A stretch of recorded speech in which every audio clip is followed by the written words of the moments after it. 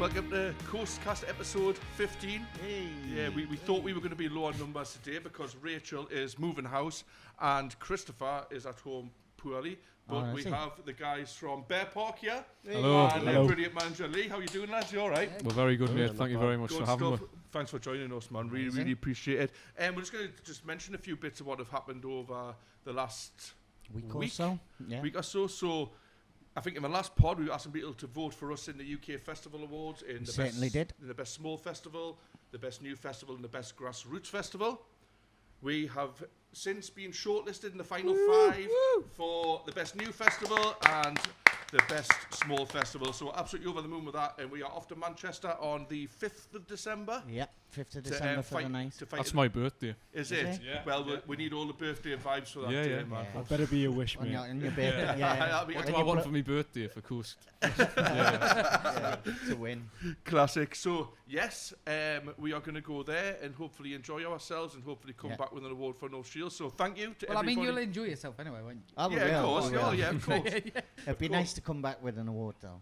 Yeah, it would. It would be like really good for the community. Yeah, because I think the community deserve it, not so much us really. Yeah. I mean, we keep rattling on about the community in all of our podcasts, like, but they just were so class. You know what I mean? Like, they were just. We'll be there getting pissed for our community. Yes. I would be. No, well, you won't. I'll do your efforts as well.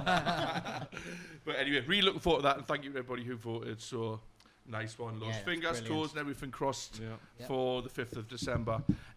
We also have our first ever CoastFest Cup coming up, a football tournament, which will be held on the 19th of November at the Three Sails Bar and the North Shields Juniors football pitches. We've already signed up Bear Park for a team. Yes.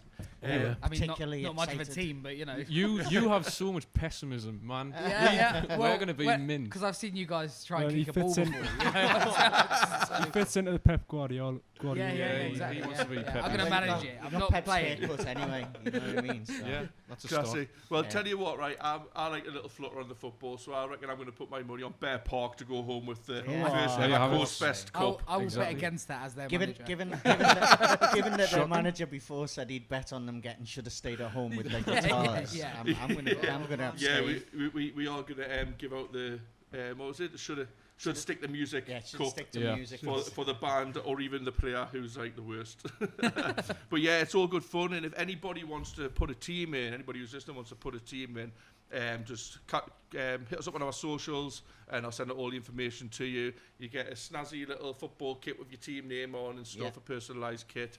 And yeah, it should be a good day out. You get a framed photograph of your team where you can kneel down and look great at the end, which gets presented to you that night. And then we've got live music there all day and some special live music events on in the pub afterwards. So. Yeah, we're doing like an award ceremony in the pub afterwards with a couple of bands on and stuff like that. So that or drown your sorrows, one of the yeah. So also there is a £200 cash prize as well as a £200 studio voucher. Now we're talking. Now it's got serious, boys. Now it's got serious. So Bear Park are one of the first teams to sign up, so they should be getting themselves down to the closest AstroTurf and get a bit of training in and that. Yeah, it's a good idea. Yeah, exactly. I was going to say we might need it, so. Can't think of the last time I played football. Yeah. I mean, I was never part of a team as a kid. Even though I wanted to be, I was like, I got to like 8 years old and I was like... He was that bad. Shut up. I did judo instead and I was rubbish at that. I got to like 8 and I was like, look, if I go play football now, all the kids are going to take the piss out of us because I'm shit. So you did judo instead? Yeah, I don't know why. I don't know. Well, if you lose, at least you can kick someone's ass. No, I because can't he was rubbish anymore. I was shit at judo. well. I got an orange belt and just packed it in. That was it. I mean, I'm a little bit of a disappointment to my family because both my brothers. I'm not disappointed. I shouldn't say that. It's a bit harsh. Are you saying that Shay is a disappointment? I'm one as well. You know. Pretty much. It'd be worse if his family are sitting there going, "Yeah, he is," while watching this pod. So my two younger brothers, they both have like a second and third dan black belts in kickboxing, and my mum and dad have as well. Oh, so you're the only one. Yeah, so I think I might have even just got orange belt and then just sacked it up, but I sacked it off for football, but that didn't work out for me either.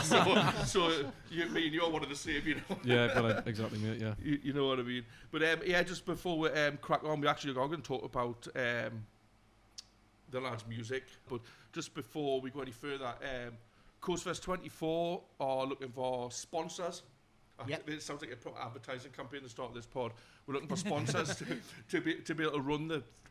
We can put the festival on, but to run it the way we want to run it and to like kind of level it up, we're desperate for sponsorship to give us a hand with that. So if any local businesses or anybody who's really interested in music and wants to help grassroots music, please just give us a shout on our socials and I can get all the information sent out to you. There's loads of different levels of sponsorship package, starting from whatever you can afford to give up to our main sponsor package, which is, I can't remember how much it is off the top of my head, but yeah, it's £1 million. If anyone's got $1 million. if anyone's got $1 million to give us, that would be fantastic. But yeah, let's get talking about music. Just before we do, so we just also mentioned that this year is going to be family friendly as well. Absolutely, yeah. The CoastFest 24 is going to be a family friendly event, so kids will be allowed to come along. All sorts of generations of the family will be allowed, and we will have a specific youth stage this year as well for under 18s, for under 18s, which is going to be fantastic, and also like sort of loads of things for kids to do on site as well. Retro games, all that sort of stuff, loads of activities to keep the little ones busy during the course of the festival. But really excited about the youth music stage, because we're going to have sort of under 18 artists performing probably from about 11 till 4 on both the Saturday and the Sunday. Workshops for them and stuff like that, so it's really exciting development for this year. Yeah, we're really looking forward to doing that, because obviously there are places where young people can go and learn how to do music and stuff like that, but there aren't many places for young people there that can go and play their music out to a crowd. Yeah, of course, yeah. Apart from within their schools or their colleges or what have you. So we are going to give them that opportunity this year. Fully professionally set up stage to perform on, and hopefully a big crowd to watch them as well. Yeah, so really looking forward to that one. Anyway, now, so you guys are Bear Park, and this is your manager, Lee. I know Lee, but I haven't I've seen you guys around, said hello and stuff like that, but I haven't really been acquainted with you. So if you want to introduce yourselves and tell us and the listeners and the viewers what you guys do in the band. Of course. Hello, my name is Shea. I play the bass and I sing. I'll pass that to him. Hello, my name is Adam, and I play the drums and I drum. My name's Guy, and I play guitar and I help Shea sing sometimes. So nice one. And this is the brilliant. Oh, I'm doing my bit as well. Yeah, hi, I'm Lee. I manage the lads. Yeah. That's all I do. Yeah, well, I forget the cameras. Yeah, I know you. So this is Lee, whatever. Yeah, that's me, basically. I mean, the lads speak about me in the same way, to be fair. Yeah, this is Lee, whatever. Yeah. It's funny, I seen something on Facebook today about how people describe the other people in the band, and they say, this is the singer, this is the guitarist, this is the bassist, and this is my drummer. My drummer, yeah. It's a possession. It's a possession. Yeah. So how did you guys meet and get the band together anyway? It's a bit of a long story. You can tell. We've got all night. Right, me and Adam have been best mates since we're about 4 years old. We were in primary school together. And what year were we in when we just decided to play? We were in like year 11. Yeah, 10 or 11 or something like that. And so we were about 14, 15. And we just decided to start playing some shitty Nirvana covers in his garage. I couldn't even hear my guitar because I had this terrible amp, and he was obviously smacking the shit out of his drums. I used to play football with another lad who was in a band with you, wasn't he? Well, yeah, there was a lad called Josh who used to be in our band who now does music production in Leeds. Shout out to Josh. And yeah, used to play football with you. And he came across him on Instagram once, like playing guitar with Adam in the garage. And Josh was like, "You in a band?" So me and Josh had been like floating around different music groups for a while, like stuff not working out with different members. And then came across them, went to his garage, jammed for a bit. That's how us four got together. So yeah. So I mean, I know we're three now. So social media does work. It does work, yeah. Literally, like that was the birth of it. You in a band? Yes. And then there you go. So yeah, spot on. So it's quite an organic process, really. Isn't I suppose, yeah. So obviously, it's funny how many bands though start off by jamming in a garage. Yeah, you know what I know. It's like it's a very really stereotypical thing, isn't it? You know what I mean? Yeah. We still do go in the garage sometimes. Sometimes, yeah. You still can't shout anything because of him. So no, it was stupid because like maybe a few months back we were at his house just like chilling on the night time having a few bevs, and we went in the garage and all of us had to go on the drums in like 9 o'clock at night. Very drunk though. I bet the neighbours love that. I got a message and like, are you on the drums? My mom's in like some country. I don't know. I can't remember where. Some country. She was like, hopefully. She was on Mars, you know. Can you stop playing the drums? I was like, sorry.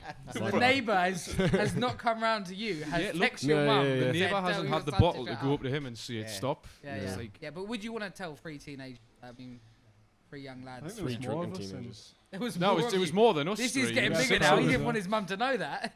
Yeah. I dropped you in it now, sorry. Similar story. I used to be in a band years and years ago, and my mum and dad used to go on holiday. We used to go to kickboxing camp to Scarborough on the first week of the summer holidays every year. So me and the lads, the second they left the door, we used to set our arms up because my mum and dad, my dad's a builder and he built a conservatory on the back of the house. And then we set up all the amps and stuff, and then we just get pissed and practice, you know. But one of the lads, I remember, right, one of the lads, we used to smoke, you know, so he used to go outside the conservatory, smoking away. I didn't know, but he'd been chucking his tar bends over into next door's garden. Dear me. Right, and I'm unaware. So I wake up in the morning, hungover as hell, right? It's like, maybe it's like 8:30 in the morning. Off I trot down the stairs, dressing gown on and all that. And I remember him just looking at us and just, you disgust me, that noise. And then he just threw all the tar bends onto the carpet inside the house, right? And I never spoke to him, right, for years after that, right? And I thought, oh, he must really, really hate us. And then it can't have been any more than 5 or 6 years ago. He got invited around to my mum and dad's house at Christmas time. She remembered us like turkey sandwiches and all that on Christmas Eve. And it's Ron and Michelle, do you want to come round and all that? I shouldn't have named him, actually. I'm sure he's aware he's your neighbour. So I got invited around. I remember just being there, like, absolutely shit myself in case he told me mum. And this is like 15 years later. Did he tell your mum? No, he didn't. You haven't.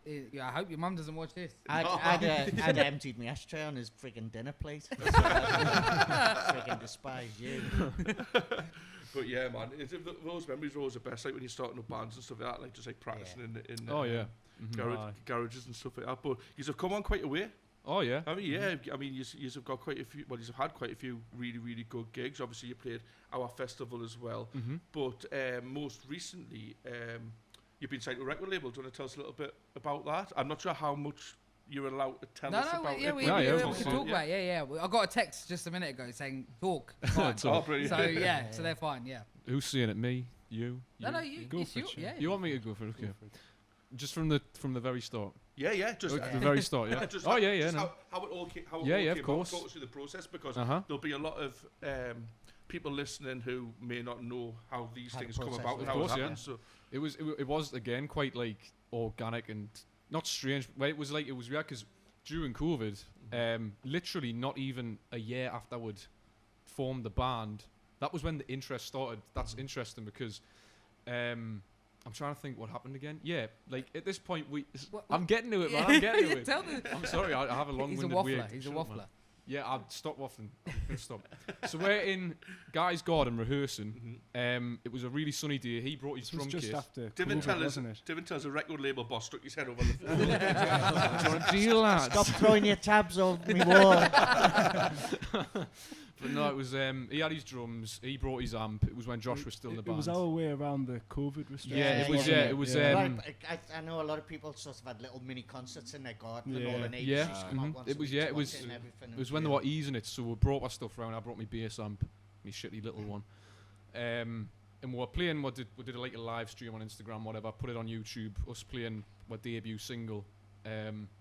Just put it on YouTube, and this guy called Eric put a comment on it saying like, yeah, I really like it. And he knew a guy who was the dad of a lad I went to school with. Oh, okay. So that's how they got interested. And then a year later, because that's when we actually could gig again, we had a big gig at the O2 Academy in the town. It was the O2 Academy too, it wasn't the main room. We're not that big yet. Yes. So they came to that to see we, and they really liked it.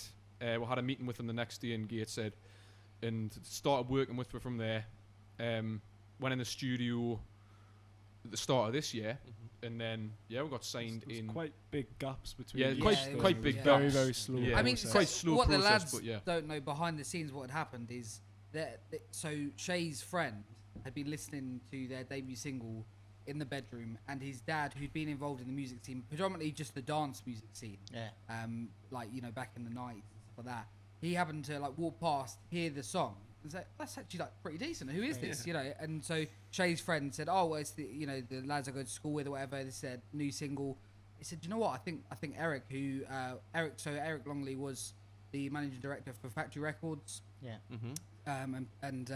And he basically they were friends from the dance stuff, and he sent it over to him and just said like, check these guys out. And then so he sat on it for a while, and then randomly one day this message popped up on YouTube saying, I really like this or whatever. And then not long after that, I got an email to say, where are the lads at? We want to know, we're interested. Nothing serious right now, but what's going on? And then it took ages, didn't it? Long time. Well, that's what I've always found. Like I manage a few artists, and I always tell them, like, don't rush into things. Things take time. Yeah. Like, of course, don't expect everything to happen straight away. So it's obviously a well thought out process on their their Oh part, no, definitely.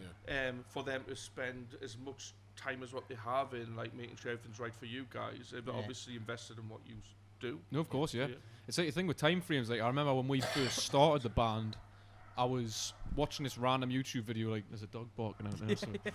It'll pick up on things. But it was something like this guy talking about how to like do releases, the time frames and stuff. And the first thing he said in the video was, if it takes like 2 years to release a single or an EP, and I thought, are you for real? I'm not listening to this. And then when you look at it now, you think, we are 2 years in. Literally. So you've got to be prepared. And I had to say to the lads a lot, like, don't forget, for you, this is your like, this is amazing that this record label, and for them, you're another band that they happen to be looking at. Do you know what I mean? So they have obviously fingers in loads of pies, And also they were very cautious not to sort of stop the lads studying, because they realised they were doing GCSEs and A levels and everything like that. So which is good, really, isn't it? Yeah.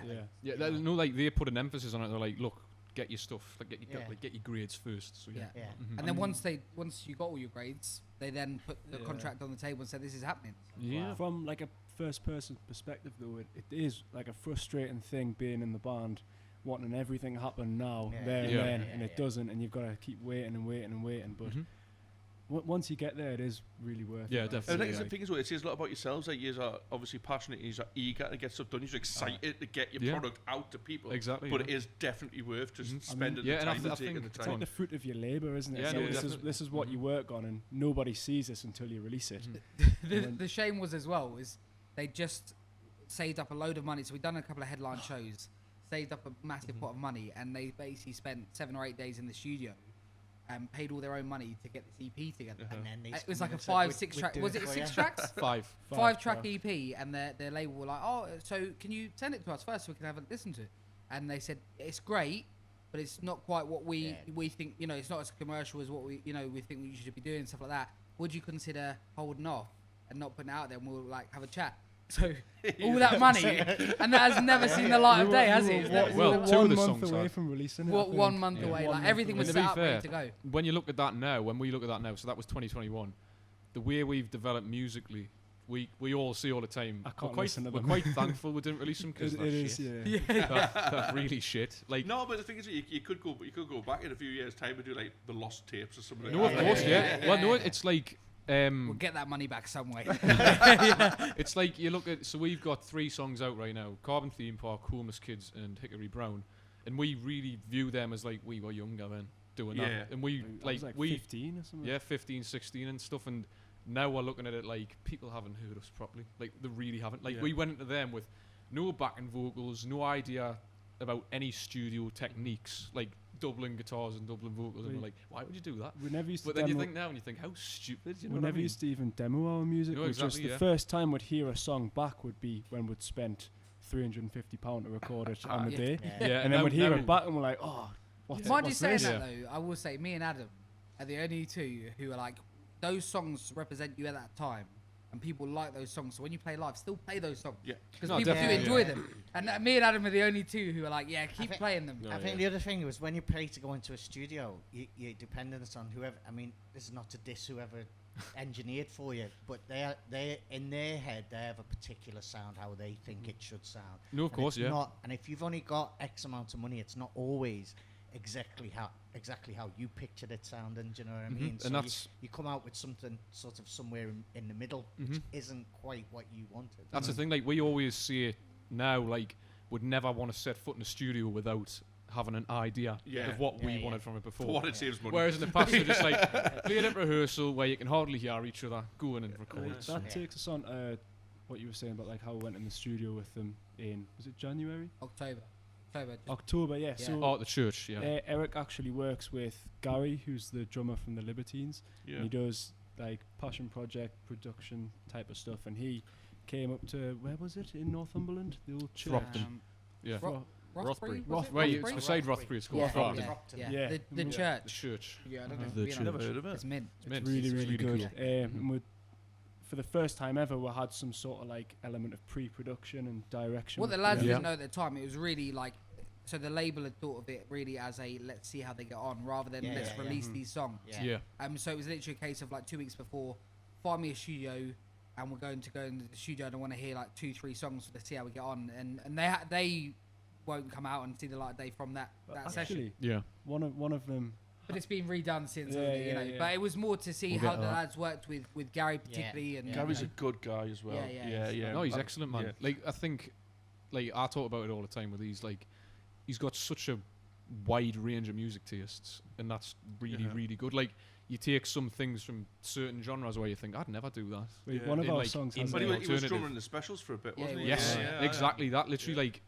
You listen to like that sort of stuff in soul and Motown, and it all comes in. One of our favourite new songs that we've done has like a reggae bit in the middle.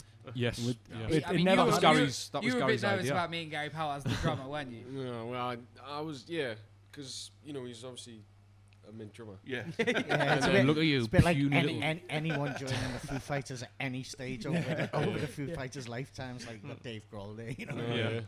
And for the first time ever, they spent about 3 hours tuning this drum kit. I've never seen a studio spend so long because there was a little rat on the snare.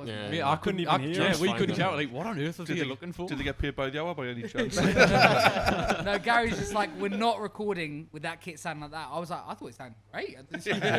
There were certain things where you just like, I was being a divvy. Like I put my bass down on like the wooden floor, and he went, "You don't want to leave that here overnight. It's heated. It'll warp your bass." Like, sorry. Wait, somewhere I think else. the worst thing for you was that the sound engineer was also a drummer. So we had 3 drummers. Yeah, you had 3 drummers. And the sound the sound guy was called Adam. So like, Gary was like, "Adam, come here." Not drummer Adam, engineer Adam. I kept having to say that. So happens to us all the time. Someone shouts. Both of us. But talking about the drum kits and stuff like that, like me mate Kev, I've known him for years and years, right? I used to be in a band with him, right? And he's a great drummer, and he had this really expensive drum kit. It must be $4,000 worth of kit he's got, right? And he lent with it for the back line for CoastCast main stage. And we started doing the sound checks. I have a biggie, and JB, the tech, was like, "That sounds like a bag of dicks. Go get it tuned now." And I was like, "It sounds class. What are you on about?" It always happens, doesn't it? It always happens. But but it is good when you have people, because you learn off them. Oh yeah, definitely. You learn off them, and people with all of these different experiences, like from the label and stuff like that. If they want the best for you, and they'll be telling you what they think, what they think is best. I mean, the thing is, it's like a really prominent thing with Gary is like backing vocals. Like in the past, we never had them because none of them are naturally really singers. Like originally, I wasn't the singer of the band; I was just the bass player. I kind of stepped into it and started doing that. So over time, I've developed with it. And like Guy was never a singer. Adam was never a singer. Adam sings really well. Yeah, no, that's what I mean. Like you get surprised. Like both of these guys are good singers, and it's like, why are you shaking your head? You got to have faith in yourself. You're great. But sometimes it takes someone to point that to say, why don't you just try? No, exactly. That's the thing. Like it was never a thing, and then I stepped into it, and like the label were very much like, we're like the 60s Beatlesy backing vocal stuff.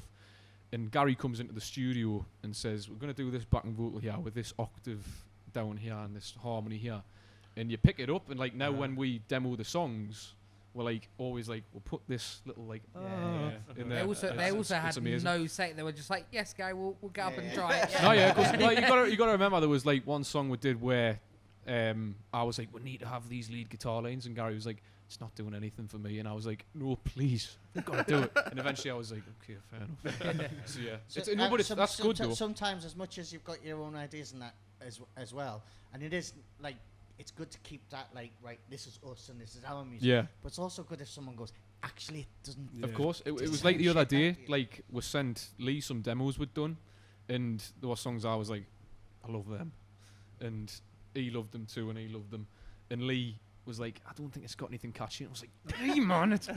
Do you know what? So when I first met these lads, they were all like 15 years old, and you know, children. Yeah, and you were really nice, you know, to your artists as you getting to know them and stuff like that, you know. But now it's like the other end of it is I know what the label are looking for, and I know what these guys can do. And what the label are really good at is they're good at letting them actually they write the songs, they do all that stuff, and then what happens is they send the demos and the labels say, can you think about this? It's not like oh, it must be this way. It's got to sound this way, but it's really constructive. Sound better. So what I'm trying to do is cut out half the the 6 months where the label send notes back and say, listen, lads, I know straight away the guys are going to say we don't like this, we don't, you know, because otherwise we're just wasting everyone's time. Yeah. That's it. I mean, I manage a few artists as well, and I was in the studio with Craig Redpath the other day, and thank God he can he's a great guy. Yeah, he's a really, really good kid, and thank God he can take criticism on the chin, right? Because he went in, he demoed a track, I listened to it and I thought, it's a really, really solid tune, but some of the lyrics were a little bit dubious, I thought, and I was like, went in the studio, and I goes, in the corner where there, I goes, Craig plays that tune, and I goes, Craig, you've got to drop that line. He says, he says something, do it for the beers or something like that, and I goes, Craig, like, I'm not being funny, but you're going to have to drop that line, like, it sounds like shit. And he goes, that's what we last said, we're taking it out. Just needed to hear it from somewhere else. So he's done that, and like, he really takes on board, and I think it's a sign of a good artist as well, taking on board.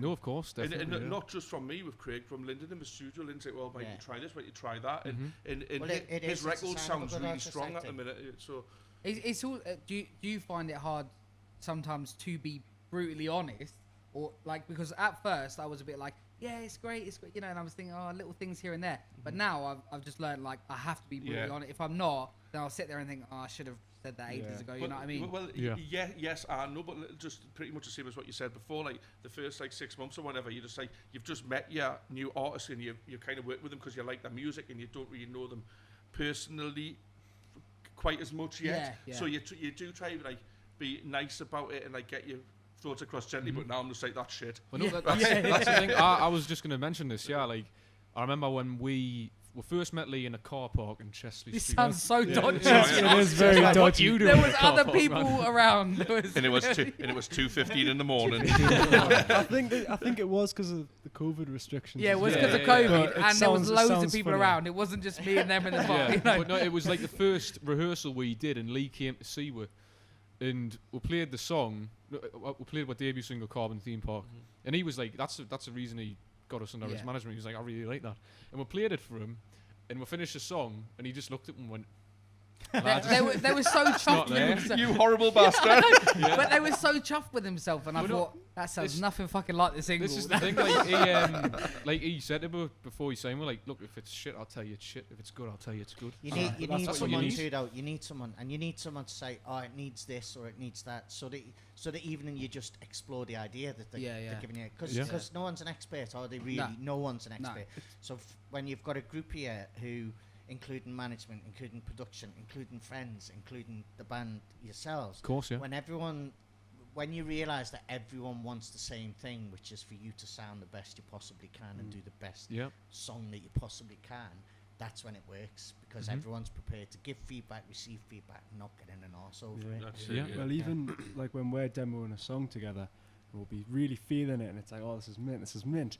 I'll get home, and Shay's just sent us a text saying, I hate it. Yeah, I've changed my mind. No, I didn't mention this to you today. I actually haven't sent this to him or anything. I was like, you're not going to say one of the songs is shit, are you? No, we demoed a song yesterday, and I was like, I mean, there is some shit in there. We're going to demo some stuff tomorrow, so we can do stuff then. We can fix it. Yeah. But I was just like, I'm not feeling this. Like, Yeah. I think it's the thing is, sometimes if you're in a studio or whatever, or even if you put a demo together, like when you've finished that particular session, like this is amazing, and then you go and you listen to it in the car on the way back, and then you listen to it with some decent set of cans on in the house, and you're like, it's actually a bit shit. It's like what you forget is you're listening through like multi-1,000-pound speakers in a big studio. Yeah. This makes anything sound But good. what you've got to get like is that majority of people listen through their car stereo or Yeah. through their AirPods, which are a pile of shaking anyways. It's got to sound good then. Talking about the Foo Fighters, I've seen a video where they actually, when they're mixing a song in the studio, they'll take the mix into the car and they'll sit in the car and listen. And Dave's it like, depends what car you've got, because like. So my family car has a really high-end like sound system in it, right? And everything's. I mean, I've got the lads' unmixed album like that I can play in there. It sounds so big, and I listen to it in the little Toyota Aygo that I've got. I'm like, wow, this sounds shit. You know, just because the sound quality is so different as well in cars now. No, exactly. I think they use a pretty bad car in the video. It's like, I've the seen sound that guy's video. car or I've seen something. that Yeah, it's video. class. They hop through different cars. Oh yeah, they try it in next Dave's car. car. And then, like, All right, out the okay, we're car not and doing out that. the Can you imagine outside the studio just 10 different cars like that? How does it sound in there? It's like Mumford & Sons. So when they come up with an idea for a song, they go, right, let's just do the campfire test first. Yeah, And yeah. And they That's go and they go and sit with a couple of beers. I couldn't think of anything. As if they're around a campfire. I couldn't. When I think of Mumford & Sons, I couldn't think of anything more potential. Oh, we have to play this around the campfire. No, it's not like that. It's a good They're laugh. sitting No, around no, a no. campfire with a couple of beers. Yeah. Would this song get you singing along? Yeah, I'd never heard of Then that they mix it until up. last year so we did a tour last year with a band called the Dead Freights, who are really nice lads, and they're like quite a I don't know how to describe them, like a heavier like alternative, like a poetic hard rock, grungy, weird. Yeah, it's sick. Like, and they're really mint. And the singer said to me, he said, I feel like all your songs are like past the campfire test, whereas ours wouldn't. And I was like, oh, What's thanks. the campfire test? Yeah, I was like, See, this is new to me, this campfire test. No, I didn't know about this either, but I'm up for a It's campfire. great. So what they do is they get an idea for a song. Whoever in the band used to get an idea for the song, and then they put it through the markers around the campfire test. So they just have him playing on guitar, singing it. Is it a good song? Yeah. And if they sat round with a couple of beers going, yeah, I like that. That's really catchy. Yeah. It's Mhm. got a really nice melody to it, or whatever. Then they work it up. The problem is, the more Definitely. beers you have, the better everything sounds. So do they stop it at a limit? Like, you've had too much now, yeah? Yeah. That's true. I mean, like back to the studio stuff as well. Like I think I remember seeing on some Oasis documentary or whatever, and I think it was for Definitely Maybe, and McGee sent them. I think it was to Mono Valley or something like that, and they spent 2 weeks on a residential there, and then they sent it off to McGee, and McGee went, "It's fucking shit." Yeah. And then I think the thing is the thing with Oasis, I think they use a production thing called brick walling, where Morris. they just sent it to Morris, him and he turned everything up and it sounded massive. I basically, Owen Morris, who ended up being the producer for that particular album, just basically put everything up to a level where it was like on the red, but just not distorted. Basically, mastered it right up the top. And apparently, I think the quote was, it came on every jukebox in the country 3 times louder than any other song whenever you put it on. That's a good idea, that. Well, that's the thing, like when you're listening, like I have a terrible habit of listening through my headphones at full volume all the time. And Oasis used to be my favourite band when I was in like year 10 and 11 and stuff. I still like them, but I don't listen to them anywhere near as much. And my favourite song was Some Might Say. And I just have that on full blast, and you could hear almost like the sort of like static sound from all the volume, and it was like, tss, and I was like, God, I'm gonna your ears must be destroyed. Yeah, my ears are really bad. I'm not done yet though. So moving away from the studio stuff, you guys played at CoastFest this year. Tell us about what that was like. it was mint. For you. Let Adam, Great. Adam, you be the quiet one, man. It was great. I enjoyed it. I enjoyed the set. It was really fun. And I also enjoyed the burger. I had a burger. That was amazing. I had one of the burgers That was, too. that Honestly, was great. I had to wipe my hands on the grass because there was that much sauce on it.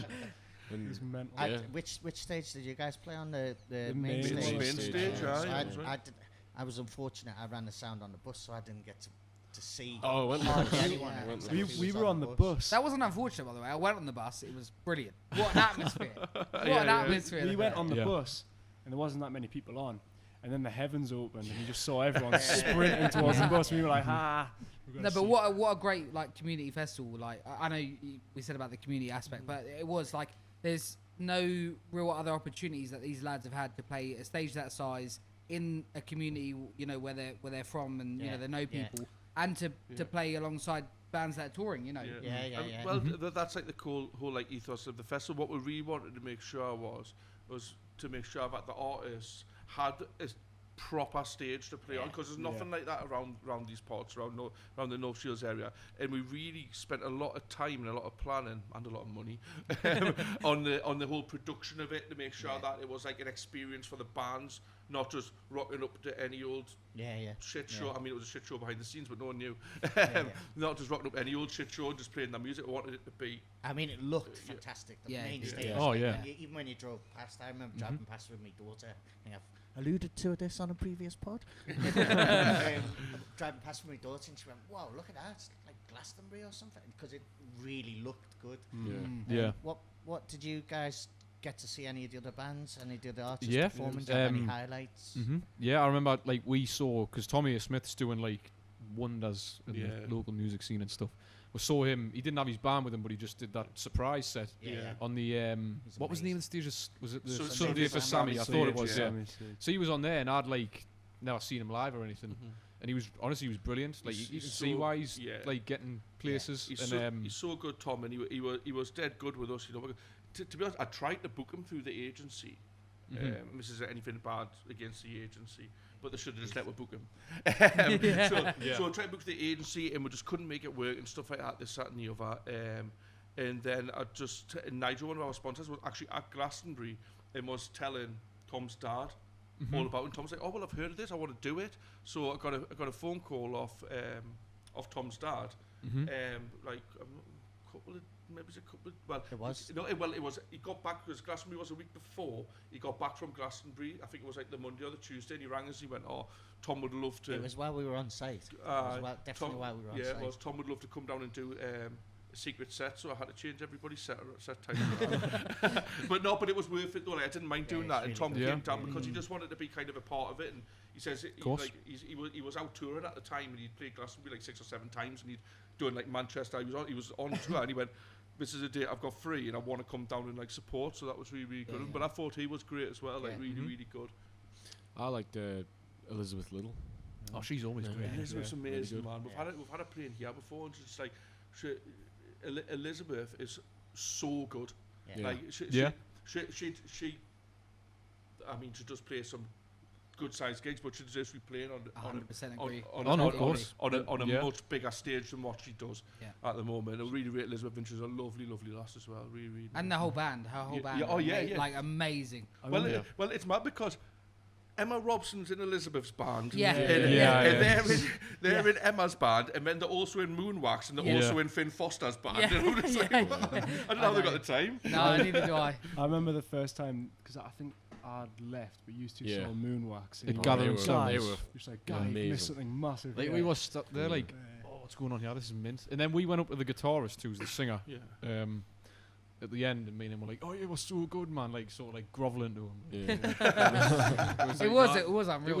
It was like, was that a Gathering Sound? Yeah, it was stocked in it, Jimmy's. Jimmy's. And it was mad because it was like, of course you listen to music, like this is good music, but it was so like entertaining. Sitting and listening and watch to it's like an entertainment. It's more like an experience, really. Yeah, exactly. Yeah. But this is the thing, like with that group of musicians, like they all do completely different things. Yeah. Like in the projects, I mean, they've got Moonwax, which is completely different to Elizabeth and Emma's stuff, and then I think is it 2 members of Elizabeth and Finn's band who are in Finn's band who do completely different thing again. So like, I mean, the time they must spend on their music, it shows. It does. The time they must spend on the music is like phenomenal. It's prolific, isn't it? Yeah, 100%.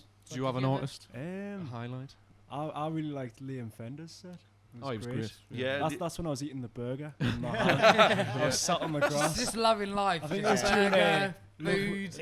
He did that cover of Love Will Tear Us Apart, and I was like, "This is great, but I wish I could stand up and watch it." I love his version of Love Will Tear Us Apart. Yeah, no, it's excellent. I really like. It's like haunting almost. Like it's really. And what a lovely guy as well. Yeah. We got chatting to him at because we did someone's gig, which was like exchange exchange for Earl.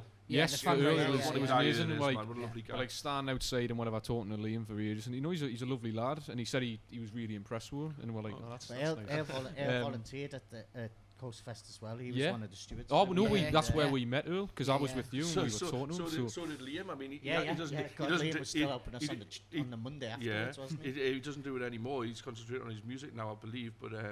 He used to be a removal man. And he was driving all our stuff backwards and forwards. But he was in here the other day actually. I had a bit crack with him, and I'm trying to get him to do next year's festival.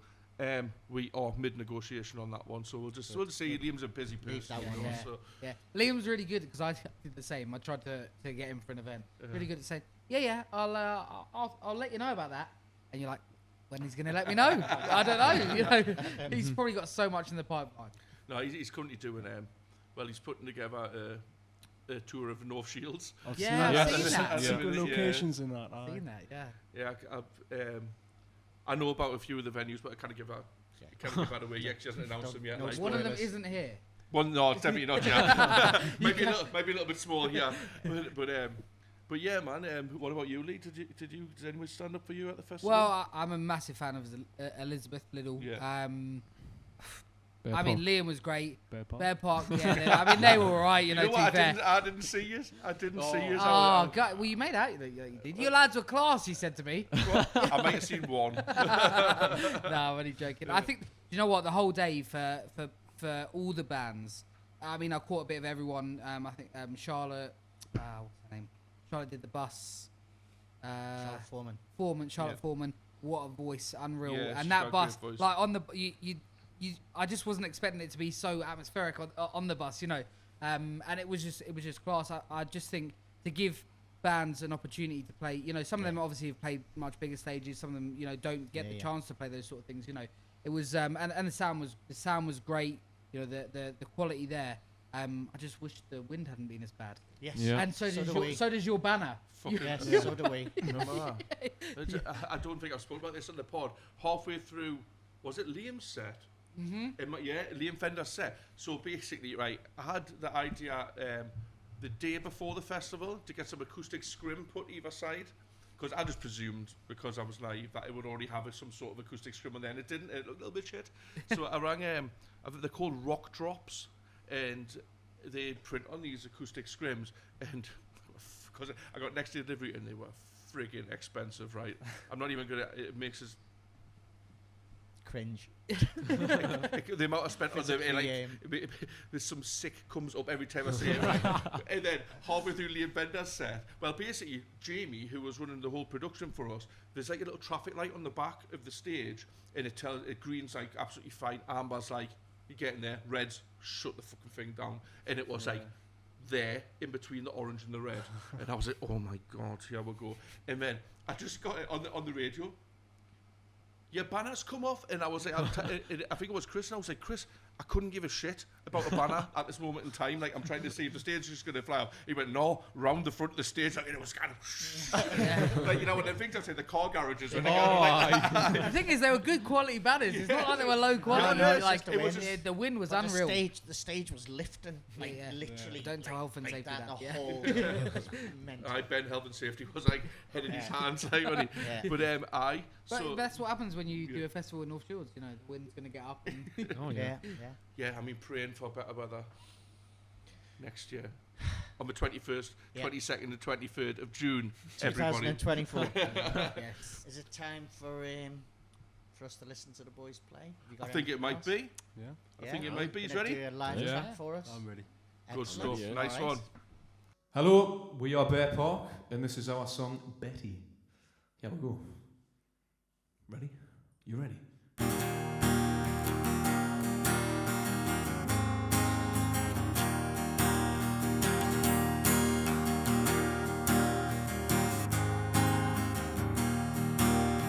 Sit down, Betty, watch the tube. I'm always there making a fool.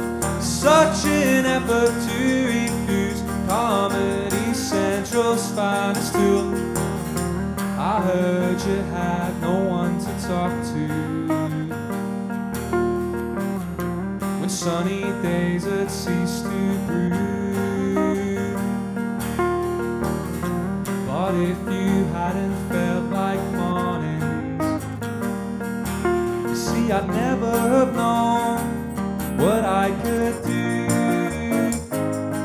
like a dog with a bone. I will not leave till you're home, even if you don't know where that is. Got the time and I retain the face. Sit down, Betty, watch the tube. I'm always there making a fool. Such an effort to refuse Comedy Central's finest tool.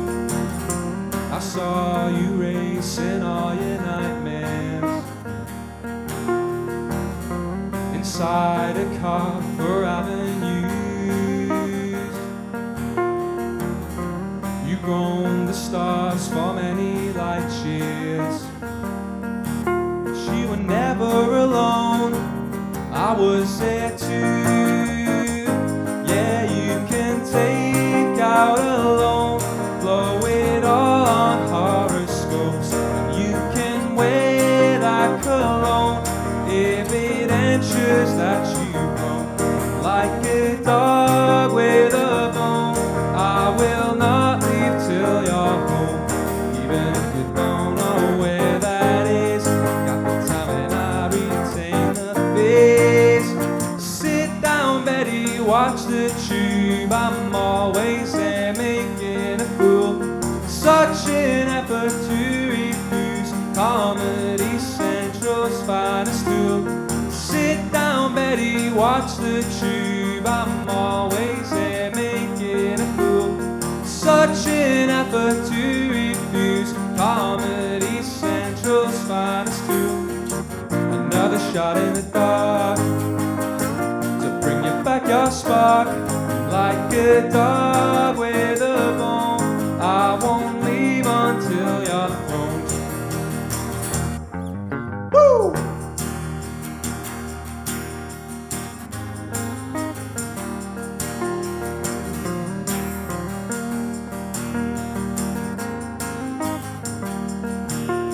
Sit down, Betty, watch the tube. I'm always there making a fool. Sit down, Betty, watch the tube. I'm always there making a fool.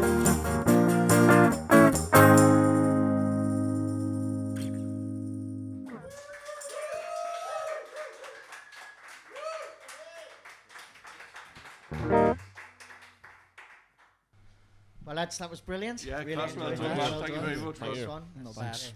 really nice to hear you. So obviously, I didn't get a chance at CoastFest, so that was nice to hear. Right, point to the podcast where we asked two final questions. The first of which is, tell us a little bit about what you've been up to and what you've got coming up in the future. Well, we've been gigging. We've certainly been gigging. You know, we had a big gig a couple months ago. Was it March? It was March, wasn't it? Xerox. Yeah. April You look the at me. 1st. Yeah, April. Yeah. April. Oh, Yeah, it's yeah, first yeah. of April 1st. Yeah. Fool's Day. Yeah, April Fool's Day. That was good. And yeah, we've got an album coming out Yeah. and a single. So Excellent. yeah, it's Excellent. You got some big gigs lined up in the future. yeah, Doing the uni. doing the uni, Newcastle yeah, Newcastle Uni, yeah, yeah. Newcastle Uni Nice. headline show in Yeah. support of the singles and everything like that. Uh-huh. Yeah. Which Exactly, room, album. which room was that at the university? In the main venue. Oh, amazing, man. Yeah. Good Yeah. stuff. Well, you keep coming up, all my mates keep sending us photos of like us coming up in the Students' Union. It's like a daft photo of us, like he sat on a Chesterfield armchair. I'm looking into a mug of coffee like that. And he's like, Big he's got his curly massive hair. mug. Only these guys could do it. And like everyone's like, oh look, you're in the Students' Union, man. Mint. And I believe we've got a band exclusive Yeah, to so the drop as exclusive, well. which I've just been told literally just 2 minutes before We coming out. love an exclusive we Yeah, do here on is that their CoastCast. debut single from the album? The debut album is coming out at the end of November, and it's going to be Betty. And that's the one we've just played. They're the one you've just played. That's the one we just played, yeah. Mint, So yeah, excellent. the stripped back version obviously you played live, but Yeah. so that's really exciting. Exciting. Looking Exciting. forward to hearing that on record, yeah. Yeah, The Yeah. actual recording has a drum kit. Yeah, not just the tambourine. Okay, and finally then, you're going to do this as a band, aren't you? But we ask all our artists who come and perform, who did perform at CoastFest 23, to describe their experience of that in 3 words. We're going to have a word each, aren't we? We're gonna have a word each. Okay. I'd say it was windy. Windy, Class. class, very drunken. Four words, man. Very Drunken's the Only one. class and drunk. Nice one, lads. Yeah. Thank you very much for coming on. Much appreciated. Thanks Thank for you very having much us, for having yeah. me. That was really, really good fun. Cheers, man.